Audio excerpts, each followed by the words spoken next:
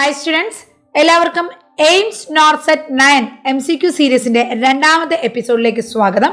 അപ്പം നമ്മൾ കഴിഞ്ഞ ക്ലാസ്സിൽ കുറച്ച് ഇമ്പോർട്ടൻ്റ് ആയിട്ടുള്ള ക്വസ്റ്റ്യൻസും ആ ക്വസ്റ്റ്യൻസ് എങ്ങനെയാണ് ആൻസർ ചെയ്യേണ്ടതെന്നും അതിൻ്റെ കറക്റ്റ് ആൻസർ എന്താണെന്നും എങ്ങനെയാണ് നമ്മൾ ആ ഒരു ടോപ്പിക്കിൽ ആ ഒരു കറക്റ്റ് ആൻസറിലോട്ട് എത്തിച്ചേർന്നതെന്നും ആ ടോപ്പിക്കിൽ നിന്ന് ഏതൊക്കെ രീതിയിലുള്ള ക്വസ്റ്റ്യൻസ് വരാമെന്നുള്ള കാര്യങ്ങൾ ഡീറ്റെയിൽ ആയിട്ട് നമ്മൾ ഡിസ്കസ് ചെയ്തിരുന്നു. ഇന്ന് വീണ്ടും ഇന്നത്തെ ക്ലാസ്സിലും കുറച്ച് ക്വസ്റ്റ്യൻസും ഇതുപോലെ ഡീറ്റെയിൽ ആയിട്ടുള്ള എക്സ്പ്ലനേഷനുമാണ് തരുന്നത്. ക്ലാസ് സ്കിപ്പ് ചെയ്യാതെ കാണുക. ഓരോ പോയിന്റിലും നിങ്ങൾക്ക് എക്സാമിന് ചോദിക്കാൻ ചാൻസ് ഉള്ള ഓരോ നോട്ടബിൾ ആയിട്ടുള്ള ഇമ്പോർട്ടൻ്റ് ആയിട്ടുള്ള ഏരിയകളാണ് മെൻഷൻ ചെയ്തിരിക്കുന്നത്. അതായത് ഫ്രീക്വൻ്റ്ലി എക്സാമിന് വരുന്ന ക്വസ്റ്റ്യൻസ് അല്ലെങ്കിൽ ആ ഒരു വരുന്ന ടൈപ്പ് ക്വസ്റ്റ്യൻസ് ആണ് നമ്മൾ ഈ ഒരു സീരീസിനകത്ത് ഡിസ്കസ് ചെയ്യുന്നത്. എല്ലാവരും നന്നായിട്ട് പഠിക്കുക. ഒരു മിനിമം 100 ക്വസ്റ്റ്യൻസ് എങ്കിലും പെർ ഡേ നിങ്ങളൊന്ന് പ്രാക്ടീസ് ചെയ്യാൻ ശ്രമിക്കുക. ഓക്കെ, അപ്പോൾ നമുക്ക് സ്റ്റാർട്ട് ചെയ്യാം. അപ്പോൾ നമ്മുടെ ക്ലാസ് യൂസ്ഫുൾ ആണെങ്കിൽ നിങ്ങൾ വീഡിയോ ലൈക്ക് ചെയ്യാൻ മറക്കരുത്. അതുപോലെ ചാനൽ സബ്സ്ക്രൈബ് ചെയ്തിട്ടെങ്കിൽ സബ്സ്ക്രൈബ് ചെയ്യുക, കൂട്ടുകാർക്കൊക്കെ ഷെയർ ചെയ്യുക. ക്ലാസ്സിനെ കുറിച്ചുള്ള നിങ്ങളുടെ അഭിപ്രായം, നിങ്ങളുടെ സജഷൻസ്, കമൻറ്റ്സ് ഒന്ന് മെൻഷൻ ചെയ്യാനും മറന്നു പോകരുത്. എല്ലാത്തിനും മേലെ നമ്മുടെ ലക്ഷ്യമെന്ന് പറയുന്നത് ഒരു ഗവൺമെൻറ് നഴ്സിംഗ് ഓഫീസർ ആകുക. എത്രയും പെട്ടെന്ന് തന്നെ ഒരു ഗവൺമെൻറ് നഴ്സിംഗ് ഓഫീസറായി നല്ലൊരു സാലറിയുള്ള ജോലി നേടിയെടുക്കുക എന്നുള്ളതാണ്. ഓക്കെ, അപ്പോൾ അതിൻ്റെ ഒരു ചുവട് ആണ് ഇത്. നമ്മുടെ ആ ഒരു വിജയത്തിലോട്ട് എത്തിച്ചേരാനുള്ള ഒരു ഫസ്റ്റ് സ്റ്റെപ്പാണിത്. അത് നിങ്ങൾക്ക് ആ വിജയത്തിലെത്താൻ ഈ ഒരു ക്ലാസ്സുകൾ എന്തുകൊണ്ടും യൂസ്ഫുൾ ആയിരിക്കും. ഓക്കെ, ഇന്നത്തെ ഫസ്റ്റ് ക്വസ്റ്റ്യൻ പറയുന്നത് A client at 32 weeks gestation is brought into the emergency department after an automobile crash. 32 week ആഴ്ച പ്രഗ്നൻ്റ് ആയിട്ടുള്ള ഒരു പേഷ്യൻ്റ് എമർജൻസി ഡിപ്പാർട്ട്മെൻറ്റിലോട്ട് വന്നു. ഒരു ഓട്ടോമൊബൈൽ ആക്സിഡൻറ്റ് അല്ലെങ്കിൽ ക്രാഷ് ഉണ്ടായി. അങ്ങനെ നമ്മുടെ എമർജൻസി ഡിപ്പാർട്ട്മെൻറ്റിലോട്ട് വന്നു. Client is bleeding vaginally. Okay, vaginally bleeding ഉണ്ട്. അമ്മ പ്രഗ്നൻ്റ് ആണ്, 32 ആഴ്ചയായിട്ടുണ്ട്, വെജൈനൽ ബ്ലീഡിങ് ഉണ്ട്. ഫീറ്റൽ അസസ്മെൻറ്റ് എന്ത് ആണ് കാണുന്നത്? മോഡറേറ്റ് ഫീറ്റൽ ഡിസ്ട്രസ് ഉള്ളതായി കണ്ടു. Which action would the nurse take first in an attempt to reduce the stress on the fetus? Fetus distress ഉണ്ട്, മോഡറേറ്റ് ഫീറ്റൽ ഡിസ്ട്രസ് ഉണ്ട്. ആ ഒരു ഫീറ്റൽ ഡിസ്ട്രസ് കുറയ്ക്കാൻ വേണ്ടിയിട്ട് ഫസ്റ്റ് സ്റ്റെപ്പ്, ആ വേർഡ് കൃത്യമായിട്ട് ശ്രദ്ധിക്കുക, ആദ്യം എന്തായിരിക്കും ചെയ്യുന്നത്? അപ്പോൾ ഈ ഒരു സംഭവത്തിൽ അല്ലെങ്കിൽ ഈ ഒരു സിറ്റുവേഷനിൽ നമുക്ക് ചെയ്യേണ്ട കുറേ ഇൻ്റർവെൻഷൻസ് തന്നെയാണ് ഈ ഓപ്ഷൻസ് ആയിട്ട് കൊടുത്തിരിക്കുന്നത്. എന്നാൽ അതിൽ ഫസ്റ്റ് ചെയ്യേണ്ടത് ഏത് എന്നാണ് ഇവിടുത്തെ ക്വസ്റ്റ്യൻ.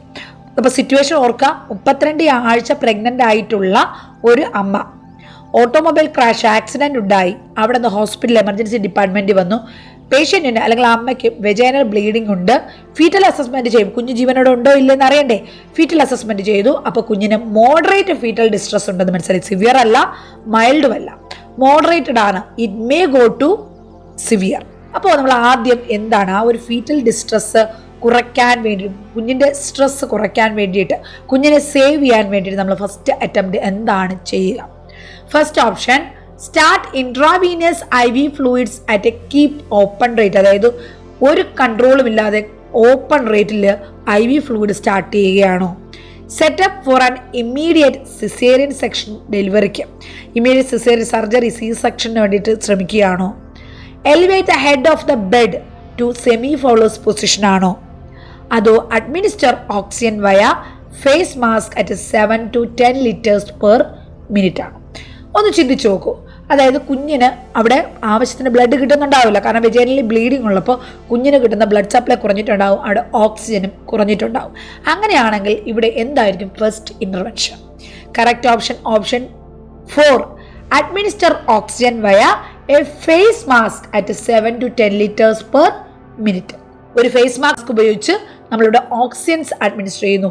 7 മുതൽ 10 ലിറ്റർ സപ്ലൈ ചെയ്യുന്നത്. കാരണം എന്തിനാണ്? കുഞ്ഞിനവിടെ കിട്ടുന്ന ഓക്സിജൻ്റെ അളവ് അവിടെ കുറവാണ്, അത് നമുക്ക് കോമ്പൻസേറ്റ് ചെയ്യണം. അപ്പോൾ അവിടെ നമ്മൾ ഹൈ ഫ്ലോ ഓക്സിജൻ അവിടെ കൊടുക്കുകയാണ് ചെയ്യേണ്ടത്. That is A correct option.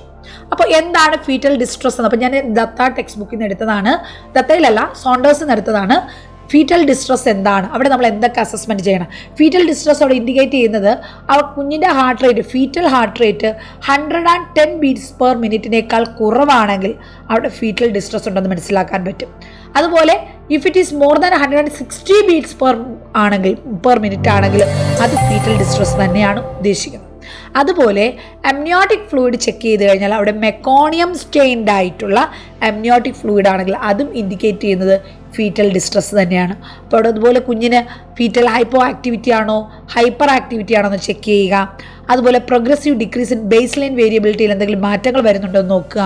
ഡീസലറേഷൻസോ late deceleration severe variable ഡീസലറേഷൻസോ അതുപോലെ ലേറ്റ് ഡീസലറേഷൻസോ എന്തെങ്കിലും ഉണ്ടോ എന്ന് ചെക്ക് ചെയ്യാം. അതുപോലെ ആ ഒരു സാഹചര്യം നമ്മൾ എമർജൻസി സിറ്റുവേഷൻ ആണിത്. അപ്പോൾ നമ്മൾ എന്തൊക്കെ ചെയ്യണം? ഓക്സിറ്റോസിൻ പേഷ്യൻറ്റിന് പോകുന്നുണ്ടെങ്കിൽ അത് ഡിസ്കണ്ടിന്യൂ ചെയ്യണം. അതുപോലെ tocolytic may be prescribed if fetal distress from contraction persist. അതായത് കൺട്രാക്ഷൻ വീണ്ടും തുടരുകയാണെങ്കിൽ ഫീറ്റൽ ഡിസ്ട്രസ് എന്ത് ചെയ്യും, ഒരു കൂടാൻ ചാൻസ് ഉണ്ട്. അങ്ങനെ ടോക്കോലൈറ്റിക് പ്രിസ്ക്രൈബ് ചെയ്യാം അല്ലെങ്കിൽ കൊടുക്കും. നെക്സ്റ്റ് അതുപോലെ തന്നെ പേഷ്യൻറ്റിനെ ലാറ്ററൽ പൊസിഷനിൽ പ്ലേസ് ചെയ്യാം. അപ്പോൾ കുഞ്ഞിന് എന്ത് ചെയ്യും, കുറച്ചുകൂടെ ഓക്സിജൻ അവിടെ കൂടുതലായിട്ട് കിട്ടാനിത് സഹായിക്കും. പ്ലേസ് ദ പേഷ്യൻറ്റിനെ lateral position. Next administer oxygen 8 to 10 liters per minute via face mask ഉപയോഗിച്ച് 8 മുതൽ 10 ലിറ്റർ പെർ മിനിറ്റ് എന്നുള്ള രീതിയിൽ ഓക്സിജൻ സപ്ലൈ ചെയ്യുക. അത് കഴിഞ്ഞിട്ട് അത് ചെയ്യുക IV ഫ്ലൂയിഡ് ബോളസായിട്ട് കൊടുക്കുക. Monitor maternal and fetal status. In the event of fetal distress prepare the client for emergency caesarean delivery. അവിടെ ഓക്സിജൻ കൊടുത്തു, IV ഫ്ലൂയിഡ് കൊടുത്തു, വീണ്ടും പേഷ്യൻ്റ് ഡിസ്ട്രസ് കണ്ടിന്യൂ ചെയ്യുകയാണെങ്കിൽ എമർജൻസി സിസേറിയൻ സർജറി നടത്താം. ഓക്കെ, അപ്പോൾ ഇത്രയുമാണ് നമ്മുടെ ഫീറ്റൽ ഡിസ്ട്രസിനെ കുറിച്ച് നിങ്ങൾ മെയിനായിട്ട് നോട്ട് ചെയ്യേണ്ട പോയിന്റ്സ്. നെക്സ്റ്റ് രണ്ടാമത്തെ ക്വസ്റ്റ്യൻ എന്താണ് പറയുന്നത്? The physician prescribes 12 MEQ milli equivalent of liquid potassium chloride. Liquid potassium chloride 12 MEQ prescribe ചെയ്തു. The medication label reads 20 MEQ per 15 ml. Doctor പറഞ്ഞത് 12 MEQ പൊട്ടാസ്യം ക്ലോറൈഡ് അതായത് KCl അഡ്മിനിസ്റ്റർ ചെയ്യാനാണ് പറഞ്ഞത്. നമുക്കുള്ള വയൽ അല്ലെങ്കിൽ ആംപ്യൂൾ എന്ന് പറയുന്നത് എത്രയാണ്? 20 MEQ ആണ് കിട്ടുക. സ്റ്റാൻഡേർഡ് ഫോം 20 MEQ തന്നെയാണ് വരുന്നത്. പെർ 15 ml ആണ്. അങ്ങനെയാണെങ്കിൽ എത്ര ml ആയിരിക്കും ഈ ഒരു 20 MEQ 15 ml നിന്നും എത്ര എടുത്താൽ 12 MEQ നമുക്ക് കിട്ടും? അതായത് നമ്മൾ അതിനൊരു ഫോർമുല ഉള്ളതെന്ന് പറയുന്നത് നമുക്ക് എത്ര വേണം, അതായത് ഡിസൈഡ് ഡോസ്, നമുക്ക് എത്രയാണോ കൊടുക്കേണ്ട dose, desired dose by available dose into available volume. അതാണ് നമ്മുടെ ഫോർമുല എന്ന് പറയുന്നത്. അപ്പോൾ ഈ ഡിസൈഡ് ഡോസ് എന്ന് പറഞ്ഞാൽ ഡോക്ടർ നമ്മളോട് പേഷ്യൻറ്റ് കൊടുക്കാൻ പറഞ്ഞത് എത്രയാണ്? 12. എന്നാൽ നമുക്ക് ഉള്ളത് എത്രയാണ്? 20. എത്രയിലാണ് 20 MEQ ഉള്ളത്? 15 ml അല്ലേ? ഇനി ഇത് നമ്മൾ കാൽക്കുലേറ്റ് ചെയ്താൽ എത്ര ml ആണോ കിട്ടുന്നത് അതാണ് വോളിയം. അത്രയും ml ആണ് നമ്മൾ ആ പേഷ്യൻറ്റ് അഡ്മിനിസ്റ്റർ ചെയ്യേണ്ടത്. എത്രയാണ് കിട്ടുക? ഇവിടെ 9 ml എന്ന് കിട്ടും. അപ്പോൾ നമുക്ക് നോക്കാം. ഇവിടെ നോക്കൂ, കറക്റ്റ് ആൻസർ 9 ml ആണ്. 12 MEQ കൊടുക്കാൻ പറഞ്ഞു, 20 MEQ 15 ml കാണപ്പെടുന്നു. അങ്ങനെയാണെങ്കിൽ അതിൽ 9 ml പേഷ്യൻറ്റ് കൊടുത്താൽ നമുക്കവിടെ 12 MEQ കൊടുക്കാൻ പറ്റും. അതിൻ്റെ കാൽക്കുലേഷൻ ഫോർമുല ഇവിടെ കൊടുത്തിട്ടുണ്ട്. Desired by available into ml, that is ml per dose. ഇവിടെ 12 MEQ by 20 MEQ into 15 ml is equal to 9 ml. ഇങ്ങനെയാണ് കാൽക്കുലേഷൻ വന്നത്. സിമ്പിൾ കാൽക്കുലേഷൻ ആണ്. ചിലപ്പോൾ എക്സാംസിൻ്റെ കാൽക്കുലേഷൻസ് ചോദിക്കാറുണ്ട്, നോട്ട് ചെയ്തോളുക. Next third question.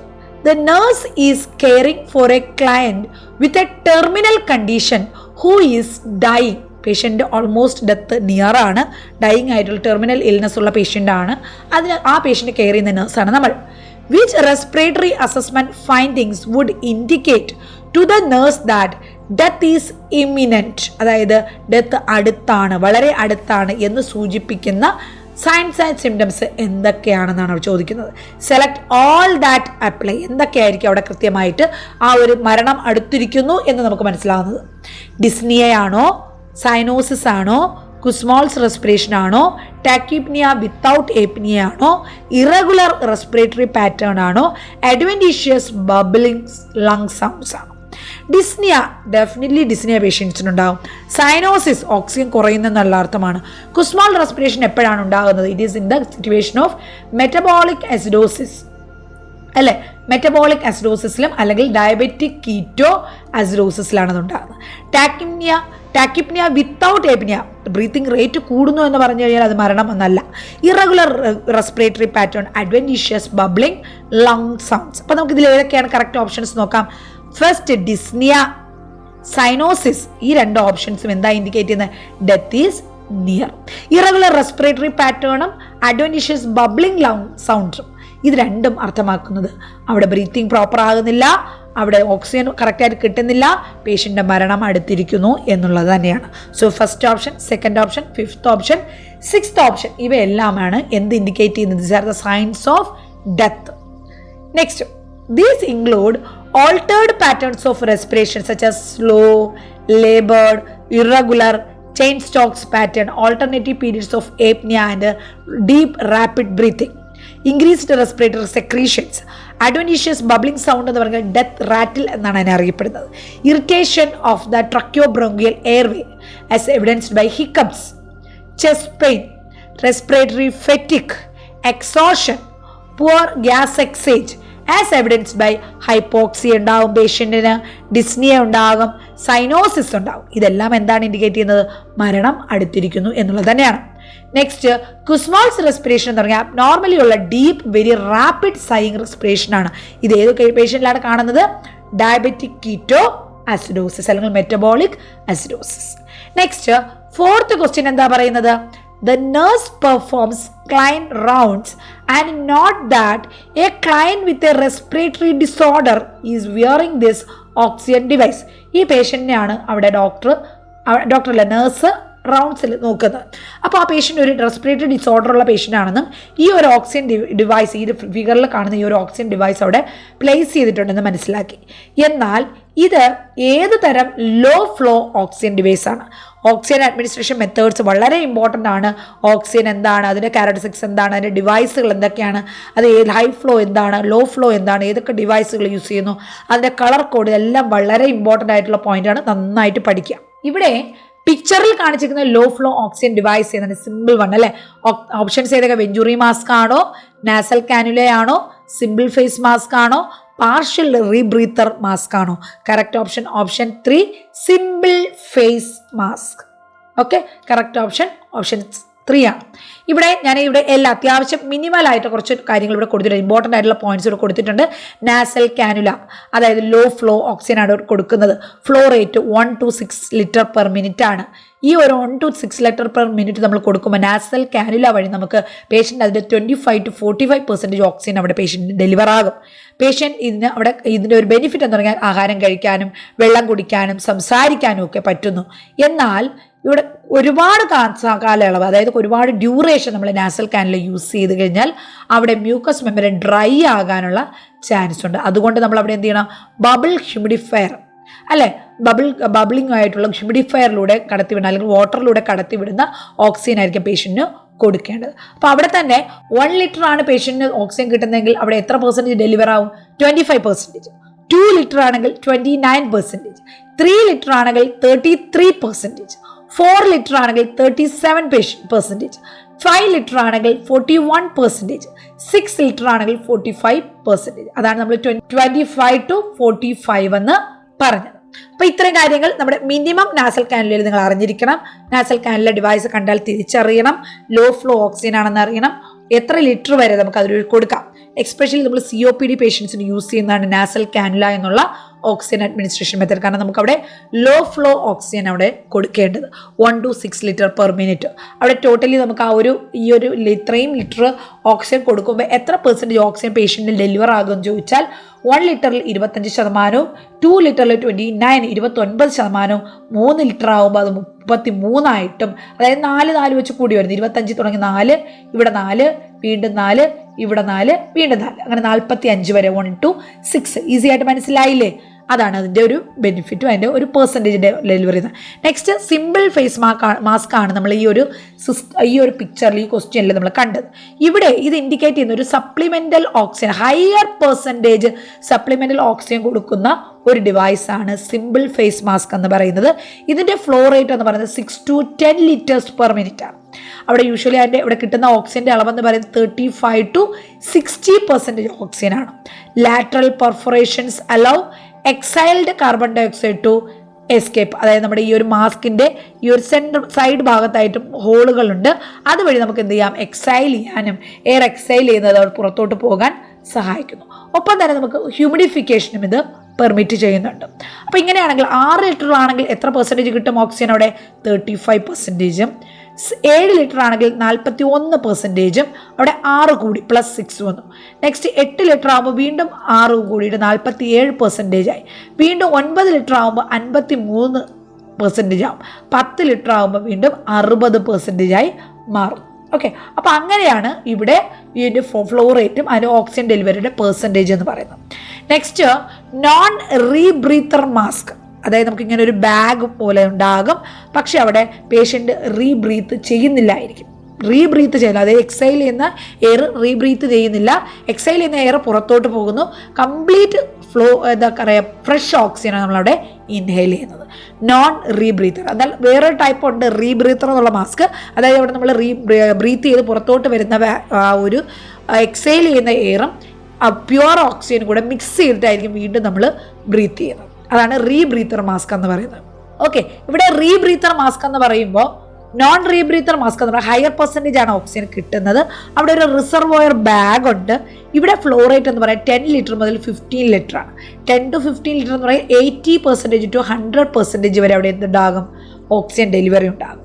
അവിടെ FiO2ൻ്റെ അളവനുസരിച്ച് ലോവർ FiO2 ആണെങ്കിൽ 80 to 85%, ഹയർ ആകുമ്പോഴത്തേക്ക് അവിടെ എന്ത് ചെയ്യും 85 to 90, പിന്നെ ഏറ്റവും മാക്സിമം ആകുമ്പോൾ 95 to 100% FiO2 മാറുന്നു, അല്ലെങ്കിൽ അവിടെ ഓക്സിജൻ ഡെലിവറി ആയി മാറുന്നു.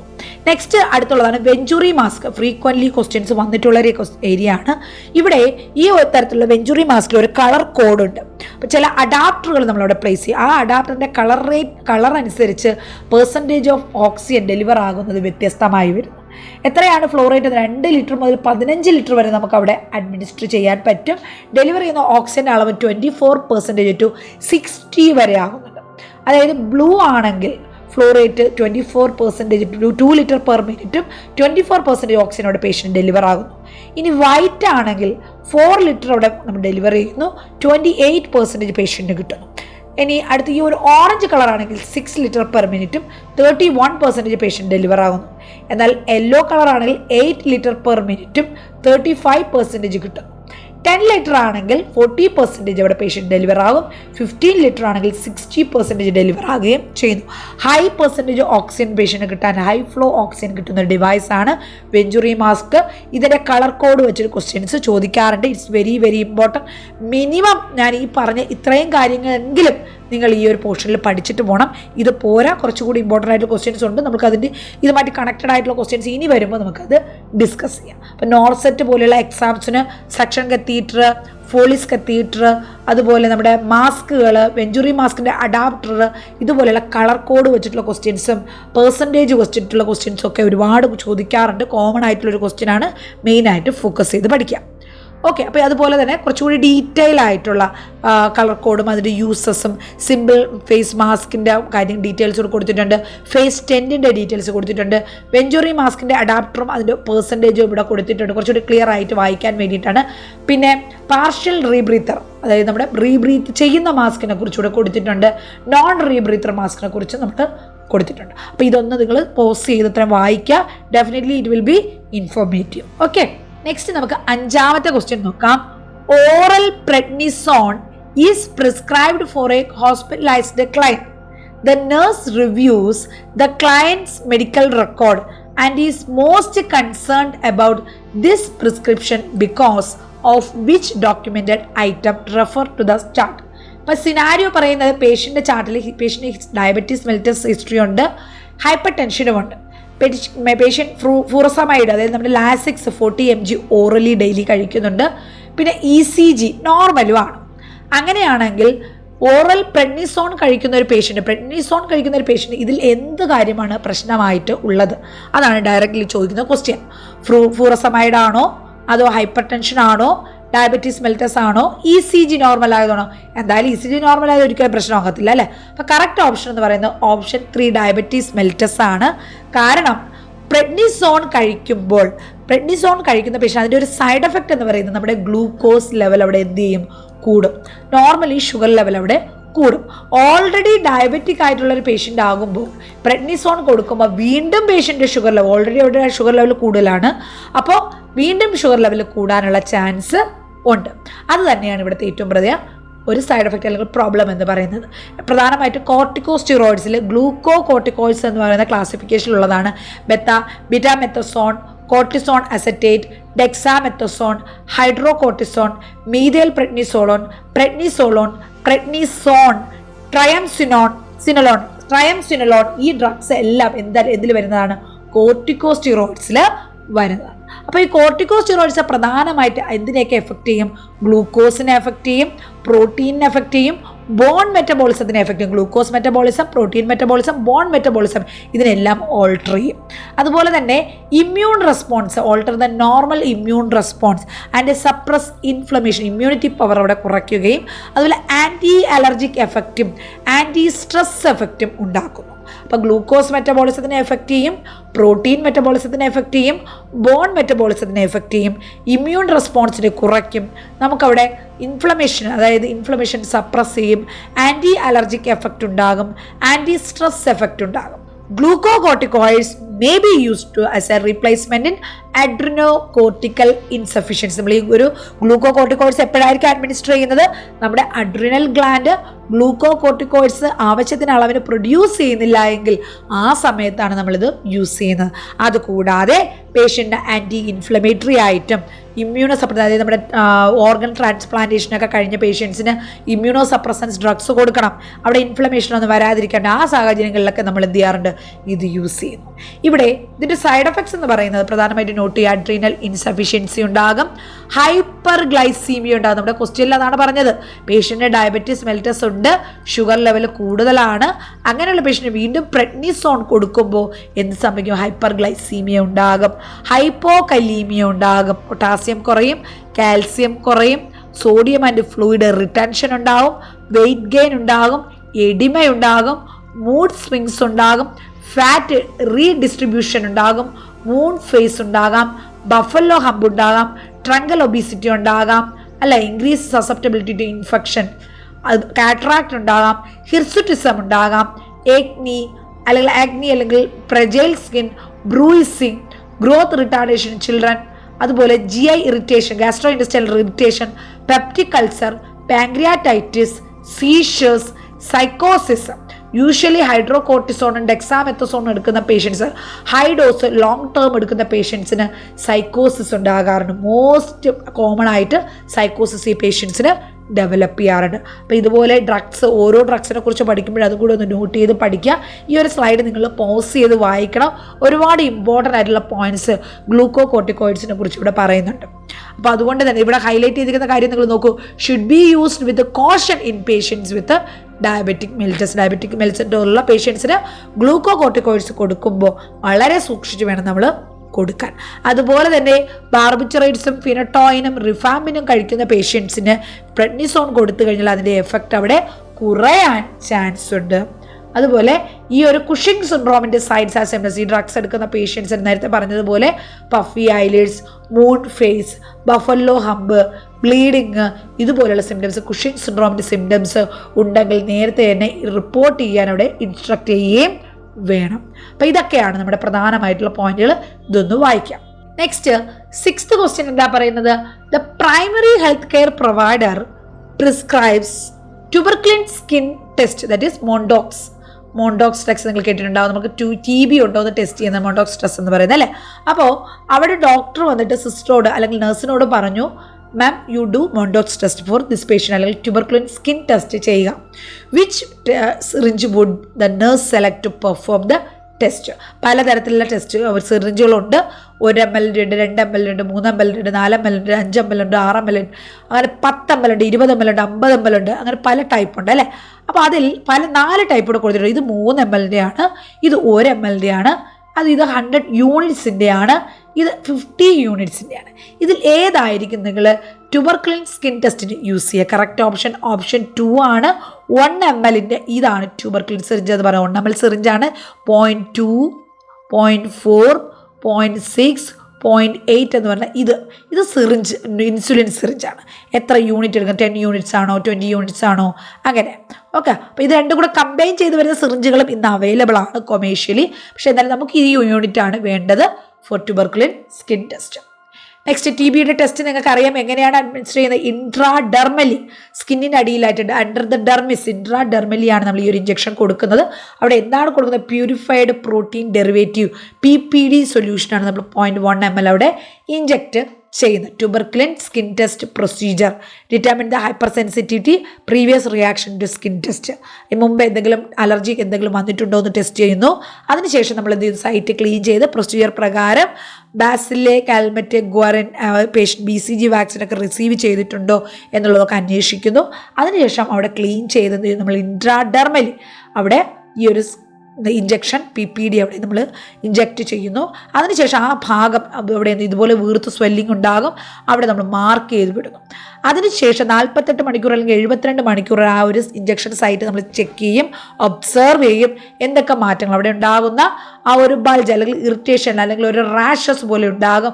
അത് മോർ ദാൻ 5 millimeter ആണെങ്കിൽ ബ്ലിസ്റ്ററിൻ്റെ ആ ഒരു എലിവേഷൻ, സ്വെല്ലിംഗ്, ഇൻഡ്യൂറേഷൻ എത്രത്തോളം ഉണ്ടാകുന്നു, ഹാർഡ് സ്വെല്ലിംഗ് അല്ലെങ്കിൽ ഇൻഡ്യൂറേഷൻ എന്നാണ് പറയുന്നത്. അതിന് മോർ ദാൻ 5 mm ആണോ 10 mm ആണോ 15 mm ആണോ എന്നുള്ളതനുസരിച്ചിട്ടാണ് അത് നമ്മൾ കൺഫേം ചെയ്യുന്നത്. HIV പോസിറ്റീവ് പേഷ്യൻസിനും റീസെൻ്റ് ആയിട്ട് TB പേഷ്യൻറ്റിന് കോണ്ടാക്റ്റ് ആയിട്ടുള്ള പേഷ്യൻസിനും നോഡുലാർ അല്ലെങ്കിൽ ഫൈബ്രോട്ടിക് ചേഞ്ചസ് ചെസ്റ്റ് എക്സ്റേയിലുള്ള പേഷ്യൻസിനും ഓർഗൻ ട്രാൻസ്പ്ലാന്റ് ആയിട്ടുള്ള പേഷ്യൻസിനും ഒക്കെ മോർ ദാൻ 5 mm ആയിരിക്കും. അതുപോലെ recent arrival from high prevalence കൺട്രീസിലോ IV ഡ്രഗ് യൂസേഴ്സ്, അതുപോലെ ഹൈ റിസ്ക് കോൺഗ്രേറ്റ് സെറ്റിങ്സിലുള്ള patients, microbacteriology lab personnel, comorbid conditions, ഇതുപോലെ children less than 4 years old, ഇങ്ങനെയുള്ളവർക്ക് ഹൈ റിസ്ക് കാറ്റഗറിയിലുള്ളവർക്കെല്ലാം മോർ ദാൻ 10 mm ആയിരിക്കും. അതുപോലെ മോർ ദാൻ 15 mm ആണെങ്കിൽ persons with non risk factors of TB ആയിരിക്കും. അപ്പോൾ അങ്ങനെ നമുക്ക് ഏത് കാറ്റഗറിയിലാണ് വരുന്നത് അനുസരിച്ച് നമുക്കവിടെ എന്ത് ചെയ്യാം, പേഷ്യൻ്റ് പോസിറ്റീവ് ആണോ നെഗറ്റീവ് ആണോ എന്ന് കൺഫേം ചെയ്യാൻ പറ്റും. നെക്സ്റ്റ് 7th ക്വസ്റ്റ്യൻ, ട്യൂബർക്കുലിൻ ടെസ്റ്റും പല പ്രാവശ്യം ചോദിച്ചിട്ടുള്ളതാണ്. The nurse is changing the tape on tracheostomy tube. എന്താണ് ട്രക്യോസ്റ്റമി എന്ന് പറയുന്നത്? പേഷ്യൻറ്റിന് സ്വന്തമായിട്ട് ബ്രീത്ത് ചെയ്യാൻ പറ്റാത്ത പേഷ്യൻ്റ് നമ്മൾ എൻഡോട്രക്കിയൽ ട്യൂബ് കൊടുക്കും, ഇൻറ്റുബേറ്റ് ചെയ്ത് വെന്റിലേഷൻ കൊടുക്കാറുണ്ട്.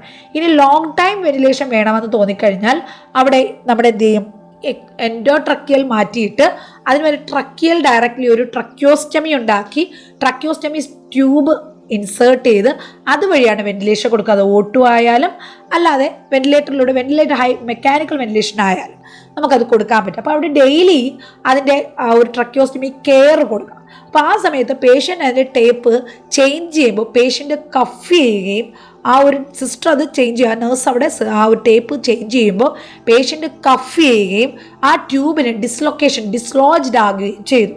അങ്ങനെയാണെങ്കിൽ ഉടനെ ആ നേഴ്സ് എന്താണ് ചെയ്യേണ്ടത്? ഇനിഷ്യൽ നഴ്സിംഗ് ആക്ഷൻ എന്തായിരിക്കണം?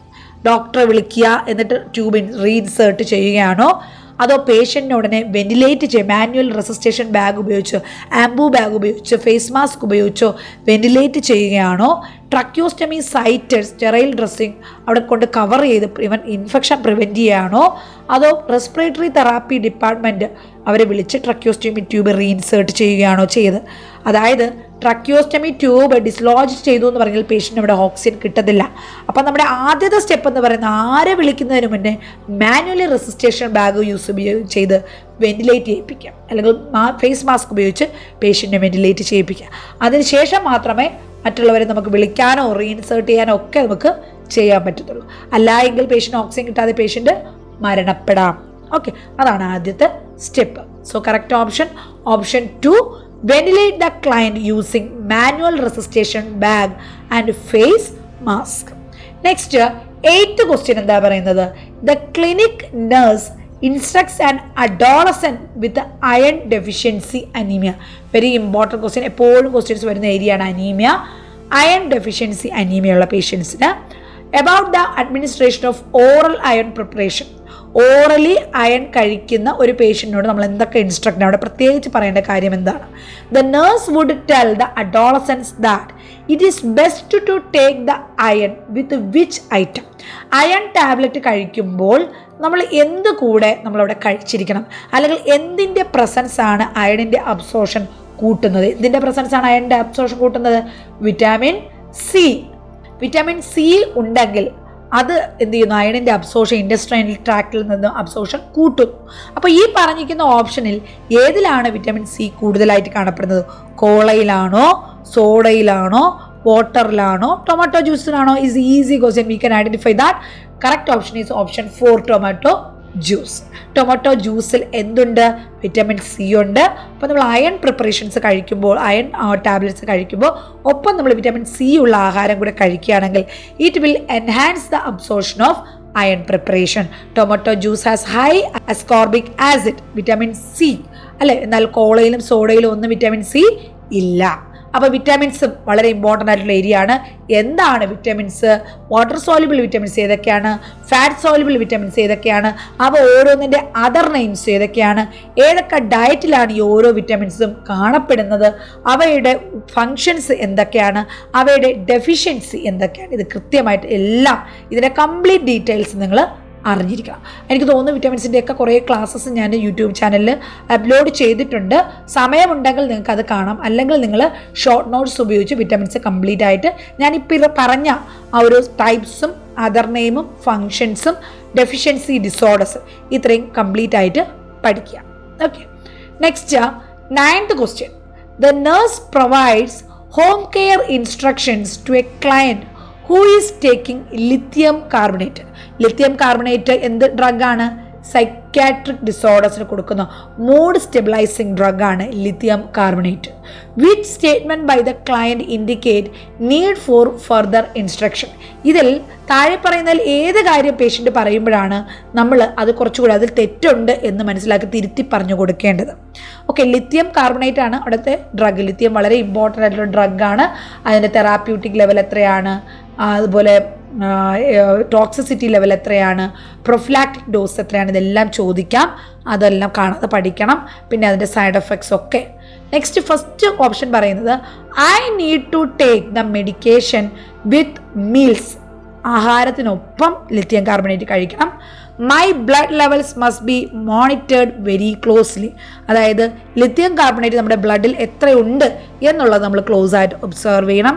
Third option I need to decrease my salt and fluid intake while taking the medication. ഈ ഒരു മെഡിസിൻ കഴിക്കുമ്പോൾ ഉപ്പിൻ്റെ അളവും വെള്ളത്തിൻ്റെ അളവും കുറയ്ക്കണം. Next option I need to call my doctor if I have excessive diarrhoea. അതായത് ലിഥിയം കാർബണേറ്റ് ഒരു സൈഡ് എഫക്റ്റ് ആണോ? ഡയേറിയയും വോമിറ്റിങ്ങും സ്വെറ്റിങ്ങും എങ്കിൽ ഡോക്ടറെ വിളിക്കണമോ?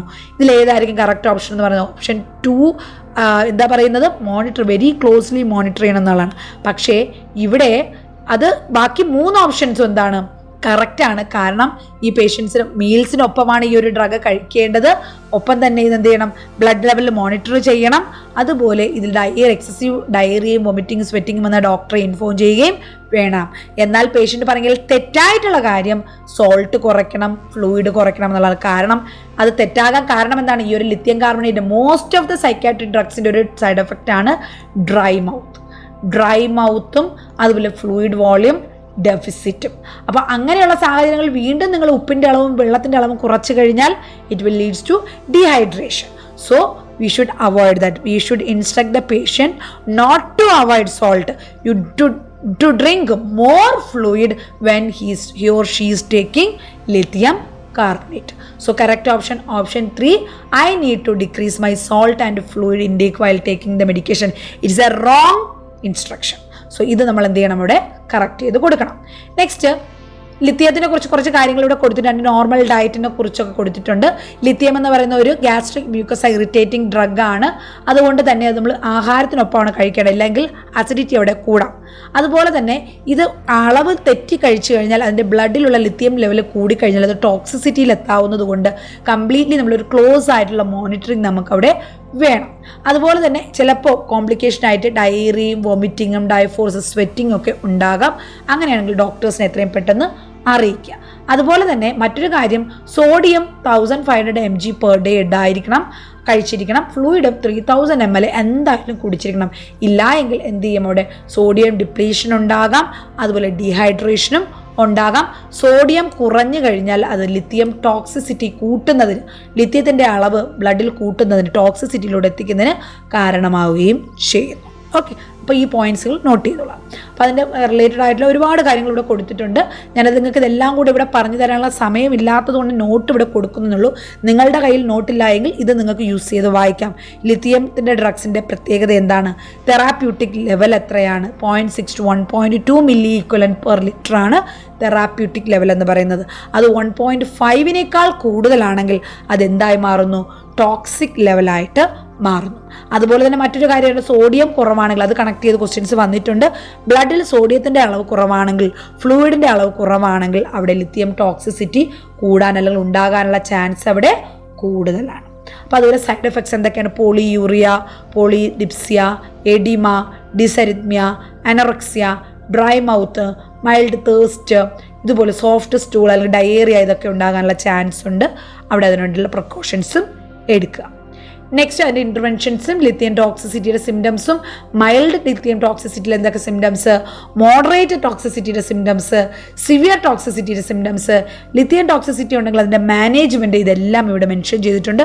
ഒന്ന് പോസ് ചെയ്ത് വായിച്ചു നോക്കാം. ഓക്കെ, നെക്സ്റ്റ് 10ാമത്തെ ക്വസ്റ്റ്യൻ വളരെ ഇമ്പോർട്ടൻ്റ് ആയിട്ടുള്ള, എപ്പോഴും നോർസെറ്റിൻ്റെ മാത്രമല്ല എല്ലാ നഴ്സിംഗ് എക്സാംസിനും എപ്പോഴും ഉണ്ടാകുന്ന ഒരു ക്വസ്റ്റ്യനാണ് ABG analysis. That is arterial blood gas analysis.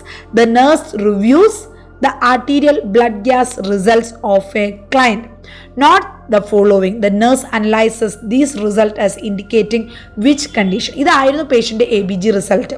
PH എന്ന് പറയുന്നത് 7.3 ആയിരുന്നു, PO2 82 ആണ്, PCO2 50 mmHg ആണ്, bicarbonate 22 milli equivalent per litre ആണ്. അപ്പോൾ ഇതൊന്ന് അനലൈസ് ചെയ്യുക. അസിഡിറ്റി ആണ് അല്ലേ, കാരണം PH അവിടെ കുറഞ്ഞിട്ടുണ്ട്. ഇത് അസിഡിറ്റി ആണ്. നമ്മൾ എന്താ ചെക്ക് ചെയ്യുക, ABG അനാലിസിസ് നടത്തുമ്പോൾ ആദ്യം നമ്മൾ PH നോക്കാം. നോർമൽ PH എന്ന് പറയുന്നത് ബ്ലഡിൻ്റെ PH 7.35 to 7.45 ആണ്.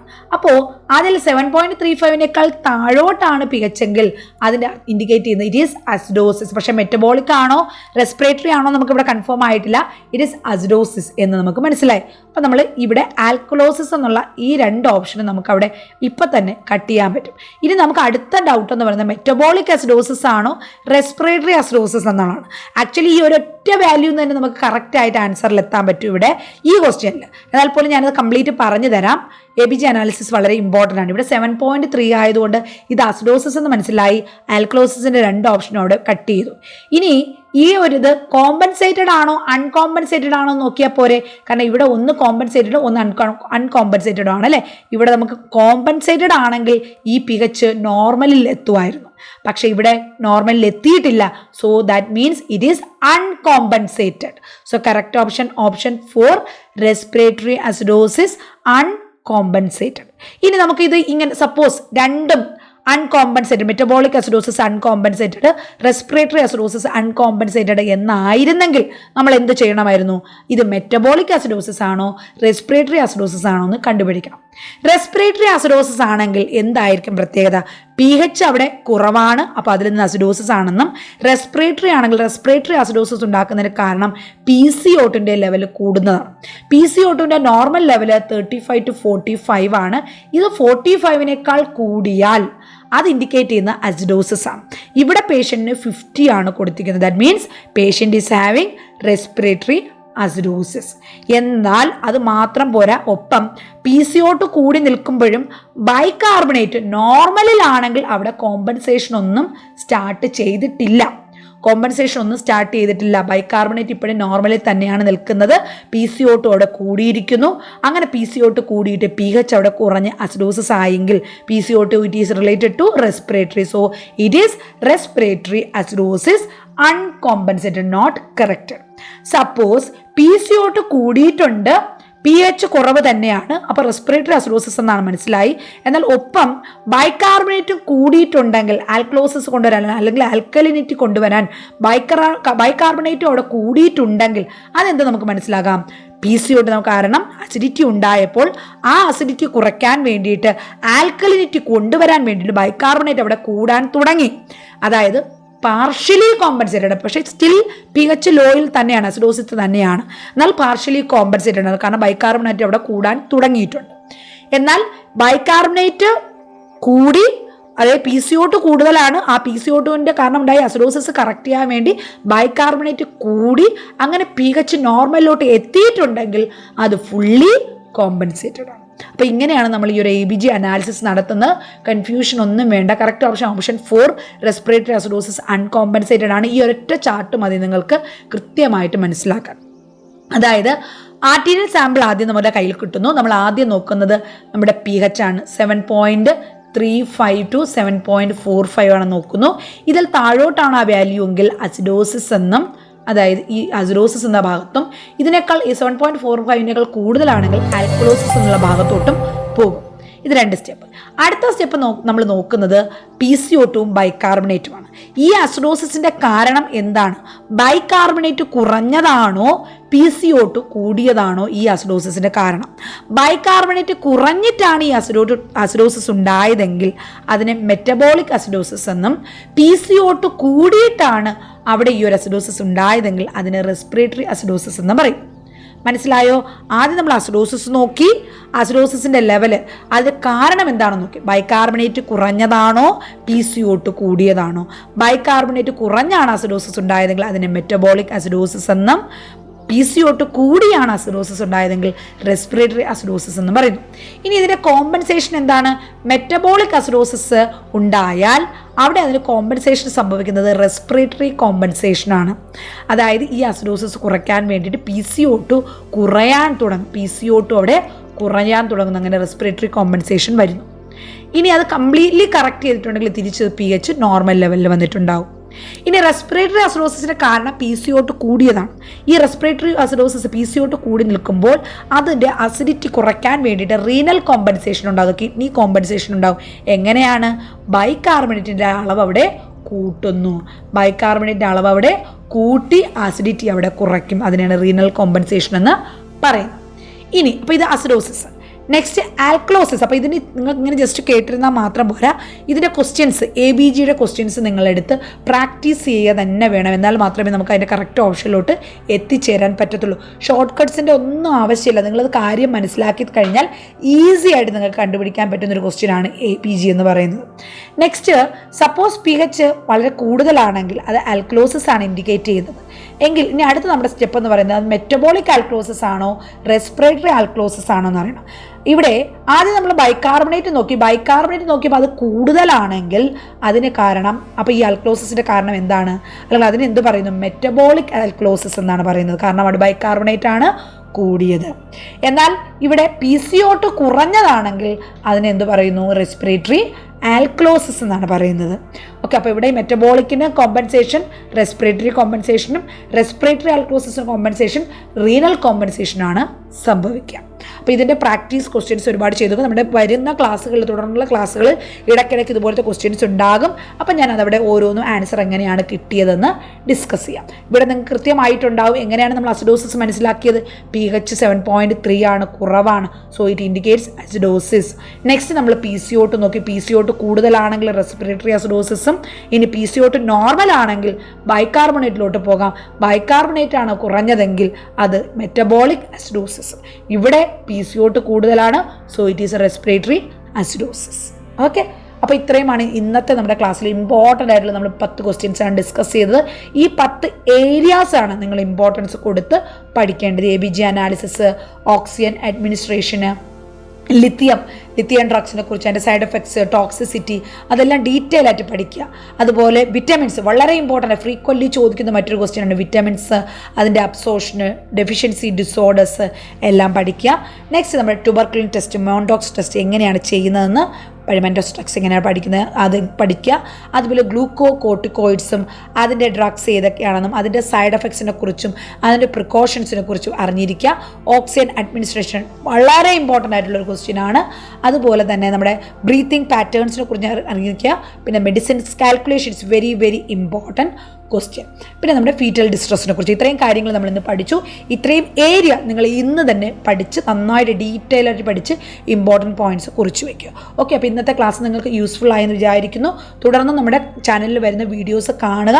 ഡെഫിനറ്റ്ലി നിങ്ങൾക്ക് ഈ ക്ലാസ്സസ് എല്ലാം യൂസ്ഫുൾ ആയിരിക്കും. ഇതിൽ പറയുന്ന ഓരോ പോയിന്റ്സും എക്സാമിനുള്ള ഓരോരോ ക്വസ്റ്റ്യൻ റിലേറ്റഡ് ആയിട്ട് അത് ഫ്രീക്വൻ്റ്ലി വരുന്ന ക്വസ്റ്റ്യൻസ് ആണ് ഫോക്കസ് ചെയ്തെടുക്കുന്നത്.